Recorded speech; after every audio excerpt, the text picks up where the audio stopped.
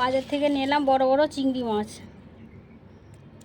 আজকে চিংড়ি মাছ দিয়ে ভেন্ডি আলুর তরকারি বানাবো।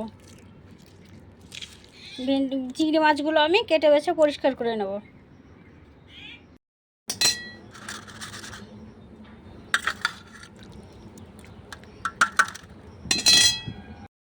আসসালামু আলাইকুম বন্ধুরা, কেমন আছেন? আশা করি ভালো আছেন। পিঙ্কি কিচেনে সবাইকে স্বাগত। আবার চলে এসেছে অন্য একটা রেসিপি নিয়ে। আমাদের তো প্রত্যেক দিনের রেসিপি কি রান্না করব প্রত্যেক দিনে। এই দেখেন চিংড়ি মাছ নিয়েছি, কেটে ধুয়ে পরিষ্কার করে নিয়ে চলে এসেছি মাছগুলো। আর নিয়েছি ভেন্ডি আলু। আজকে ভেন্ডি আলু চিংড়ি মাছ দিয়ে একটা তরকারি রেসিপি হবে, মানে কষা হবে। দেখতে থাকুন আমি কিভাবে বানাচ্ছি। পুরো রেসিপি দেখবেন, দেখার জন্য অনুরোধ রইল। স্কিপ না করে পুরো ভিডিওটাই দেখবেন। এবার আমি কাটাকুটিগুলো করে নিই, ধুয়ে বেছে এগুলো আমি ধুয়ে কাটাকুটিগুলো করে নিই। ভেন্ডিটাকে আমি ভালো করে ধুয়ে নেবো, একেবারে কচলে ধুয়ে নেবো।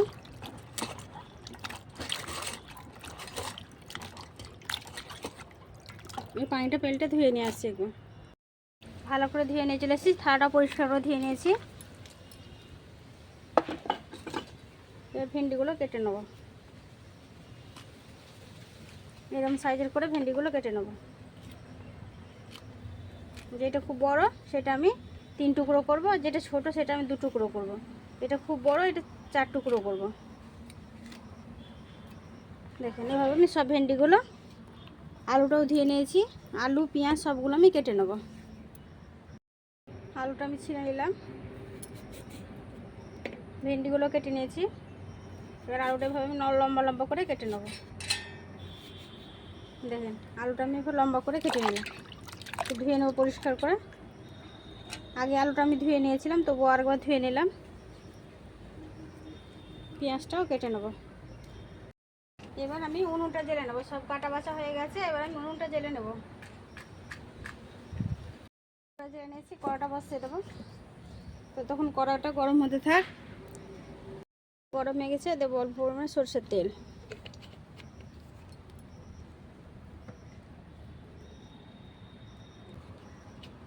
তেলটা গরম হয়ে গেছে, ভেন্ডিগুলো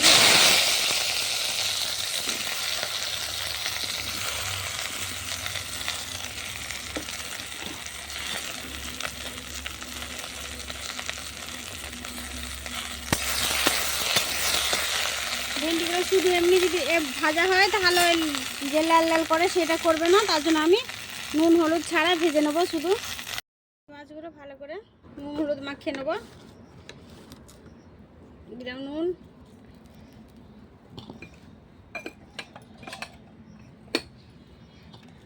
আর দেবো হলুদ গুঁড়ো। নুন আর হলুদ গুঁড়ো দিয়ে ভালো করে মাখিয়ে নিলাম। এবার তেলে একটু ভেজে নেবো।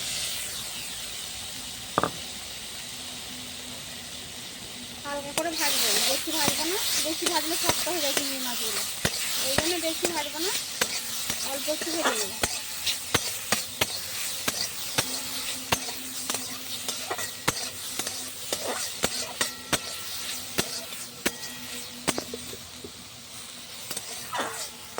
অল্প ভেজে নিয়েছি, উঠিয়ে নেবো।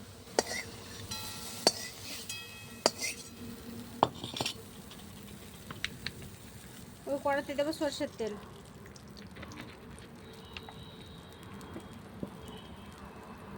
দেবো পেঁয়াজ কুচি,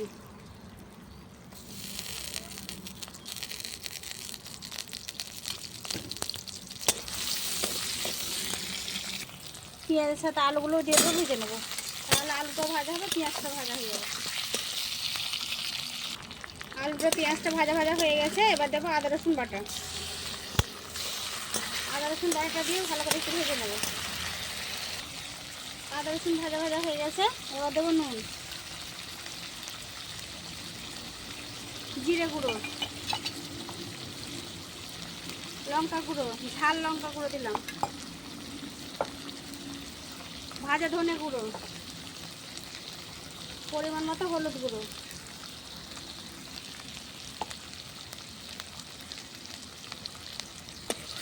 এবার ভালো করে সমস্ত মশলাগুলো কষিয়ে নেব। সমস্ত মশলার সাথে আরোটা কষে নিলাম। এবার দেবো ভাজা চিংড়ি মাছগুলো, এটাও একবার কষে নেবো।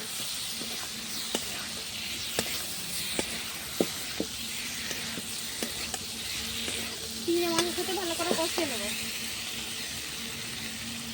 চিংড়ি মাছের সাথে আলুগুলো সমস্ত মশলা কষানো হয়ে গেছে। আর ভেজে রাখা ভেন্ডিগুলোও দিয়ে দেবো। ভেজে রাখা ভেন্ডিগুলোর সাথে ভালো করে কষিয়ে নেবো।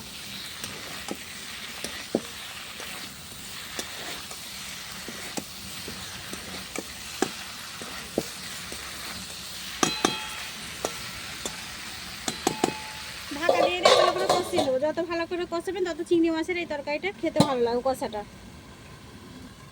আবার ঢাকাটা উঠিয়ে নেবো।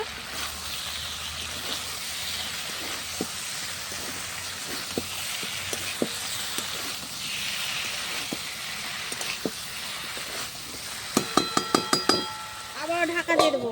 ঢাকা দিয়ে দিয়ে ভালো করে চিংড়ি মাছের সাথে সমস্ত মশলা ভেন্ডি কষিয়ে নেবো। তাহলে খেতে বেশি ভালো লাগবে, একেবারে মাংসের মতো লাগবে খেতে। এইভাবে আমি সমস্ত ঢাকা দিয়ে দিয়ে কষিয়ে নেবো। আবারও ঢাকাটা উঠিয়ে নেবো। দেখেন বন্ধুরা, ভালো করে কষিয়ে নিয়েছি।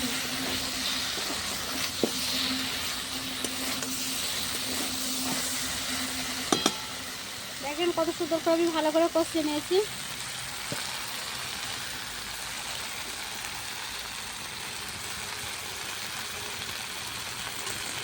একেবারে তেল ছেড়ে গেছে। আর একটু কষিয়ে নেবো, দিয়ে তখন পানি দেবো। দেখেন বন্ধুরা, ভালো করে কষিয়ে নিয়েছি। এবার পানিটা দিয়ে দেবো। এবার ভালো করে কষানো হয়ে গেছে। এইভাবে আপনারা ভেন্ডিটা কষিয়ে রান্না করবে, দেখবেন খেতে দারুণ হবে।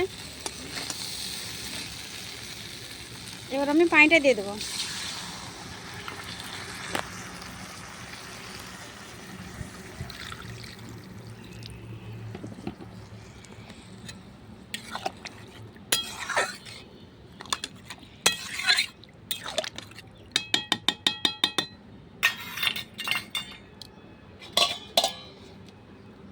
আলুটা সেদ্ধ হয়ে যাবে, ঢাকা দিয়ে দেবো। 10 মিনিটের মতো ঢাকা দিলেই হয়ে যাবে।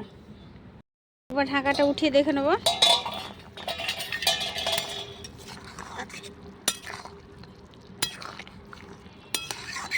দেখেন কষাটা কত সুন্দর হয়েছে, খুব লোভনীয়।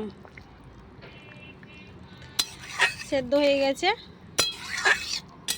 আলুটা আমার সেদ্ধ হয়ে গেছে। আর অল্প সেদ্ধ হলে নামিয়ে নেব। আবারও ঢাকাটা দিয়ে দেবো।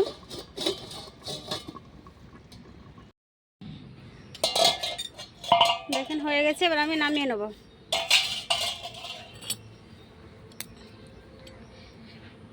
একটু এভাবে ঝোল থাকবে, যেহেতু আলু দেওয়া আছে তো এটা মাখা মাখা হয়ে যাবে, একেবারেই ঝোলটা টেনে নেবে আলুতে। এবার ঢেলে নেব। দেখা বন্ধুরা কি সুন্দর হয়েছে। এবার আমি ভাতটা নিয়ে এসে খেয়ে দেখাবো কেমন হয়েছে। ভাতটা নিয়ে চলে এসেছি, এবার আমি একটু খেয়ে দেখাবো।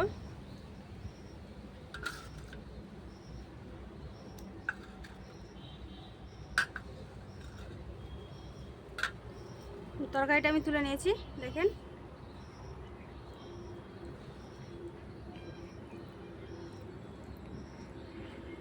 এইভাবে একবার হলো বাড়িতে বানিয়ে খেয়ে দেখবেন।